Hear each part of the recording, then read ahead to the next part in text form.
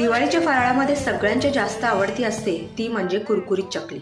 चला तर मग जास्त तामझाम न करता पटकन तांदळाच्या पिठाची चकली कशी बनवता येईल ते बघूया। त्यासाठी तांदळाच्या पिठामध्ये हळद, लाल तिखट, जिरे, ओवा, तीळ, हिंग आणि चवीनुसार मीठ घालून मिक्स करून घ्यायचे। वरतून कडकडीत गरम तेलाचे मोहन घालून पिठाला छान चोळून घ्यायचे, त्यामुळे चकली कुरकुरीत आणि खुसखुशीत होते। त्यानंतर थोडे थोडे पाणी घालून घट्टसर गोळा तयार करून घ्यायचा, ओल्या कपड्याने झाकून बाजूला ठेवून द्यायचा। तोपर्यंत कढईमध्ये मंद आचेवर तेल गरम करत ठेवायचे। चकली बनवायचा साच्याला आणि चकतीला आतल्या बाजूने तेल लावून घ्यायचं। पुन्हा एकदा गोळा छान मळून घ्यायचा, त्यातला अर्धा गोळा साच्यामध्ये घालून आपल्याला पाहिजे त्या आकाराच्या चकल्या तयार करून घ्यायच्या।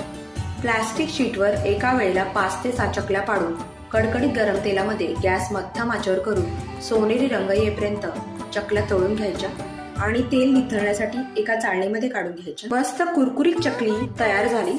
रेसिपी आवडल्यास लाईक करा।